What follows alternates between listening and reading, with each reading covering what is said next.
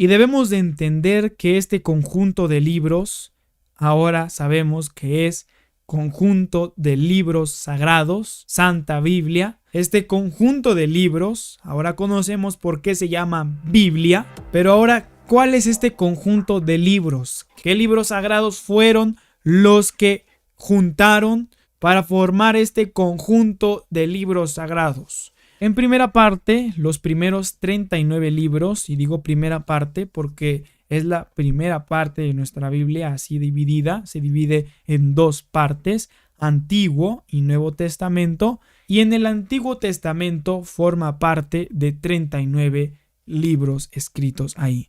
Estos libros fueron recopilados de la Biblia judía, así conocida como el Tanaj. La palabra Tanaj es una palabra hebrea que es un acrónimo. Con estas tres letras de esta palabra Tanaj forman las siguientes palabras. Con la T forman la palabra Torah, con la N forman la palabra Nebim y con la K forma la palabra Ketubim. ¿Qué quiere decir esto? También son palabras hebreas. Torah quiere decir ley, lo que nosotros tenemos en nuestra Biblia como el Pentateuco, como la ley de Moisés. En los Nebim, en el apartado de Nebim, en el Tanaj, son los profetas. También nosotros podemos tener ahí el libro de profetas mayores y profetas menores. En el Tanaj no están acomodados de esta manera, pero sí vienen los mismos libros. No se le añadió, no se le quitó. De hecho, también, así como en nuestra Biblia no vienen los libros apócrifos como Tobías, Macabeos, el libro de Enoc y etcétera, de la misma manera como no vienen en nuestra Biblia, también en la Biblia judía, conocida como el Tanaj, también no vienen. Nosotros conocemos como profetas mayores y profetas menores, pero para ellos están todos juntos en el apartado Nebim, que quiere decir profetas, y Ketubim quiere decir esta palabra escritos. En ellos están los libros que para nosotros son históricos, algunos de ellos, porque, por ejemplo, el libro de Josué y Jueces en el Tanaj se encuentran en el apartado de Nebim, que quiere decir profetas. Y en el Antiguo Testamento que nosotros conocemos están en el apartado de históricos. Cuando la palabra Ketubim significan escritos, ahí vienen, de hecho, el libro de Salmos, el libro de Proverbios, el libro de Ruth, porque son historias, son escritos, lo que nosotros conocemos como poéticos también, como históricos, algunos de ellos les mencionaba, vienen en este apartado de Ketubim. Para darles información más detallada y concreta, el Tanaj viene organizado de esta manera. Primero, comienza con la Torah, ley o instrucción, que nosotros conocemos como el Pentateuco, Génesis, Éxodo, Levítico, Números y Deuteronomio. En este orden también lo tenemos en nuestras Biblias, como en el Antiguo Testamento, en el apartado de el Pentateuco. De ahí siguen Nebim, que quiere decir profetas, y viene de esta manera: Josué, Jueces, Samuel. En el Tanaj no existe el primera y segunda de Samuel, sino que estos dos libros se hacen uno, Samuel, Reyes, de la misma manera, no hay primera y segunda de Reyes, sino que estos dos libros se vuelven uno, formando el libro de Reyes, Isaías, Jeremías, Ezequiel. Después sigue el libro de los 12 profetas, que nosotros conocemos como los profetas menores, que son Oseas, Joel, Amós, Abdías, Jonás, Miqueas, Nahum, Abacú, Sofonías, Ageo, Zacarías y Malaquías. De esta manera está constituido el apartado de Nebim, o sea, los profetas, en el Tanaj. Después sigue el apartado que mencionábamos, Ketubim, que quiere decir los escritos. Entre ellos están Salmos, Proverbios, Job, Cantar de los Cantares, el libro de Ruth, Lamentaciones, Eclesiastés, Esther, Daniel, Esdras y Nehemías juntos en un mismo libro, y el libro de las Crónicas. Repito, También no existe el Primera y Segunda de Crónicas, sino que los dos libros forman uno, llamándole el libro de Crónicas. Esto no quiere decir que en la Biblia que tenemos en nuestras manos se encuentra de una manera incorrecta o se encuentra de una manera diferente. En lo único que cambia es en el acomodo. Por ejemplo, el Tanaj termina en el libro de las Crónicas, cuando en nuestro orden de Antiguo Testamento termina en el libro de Malaquías.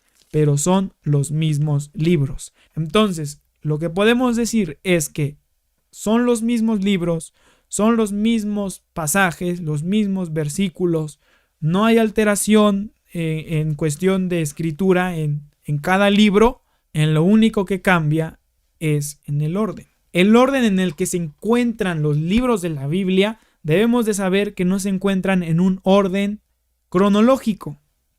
Así conforme nos va narrando la Biblia, no es como pasó realmente, de manera cronológica me refiero, sino que el orden en el que se encuentran acomodados los libros en la Biblia son de una manera temática.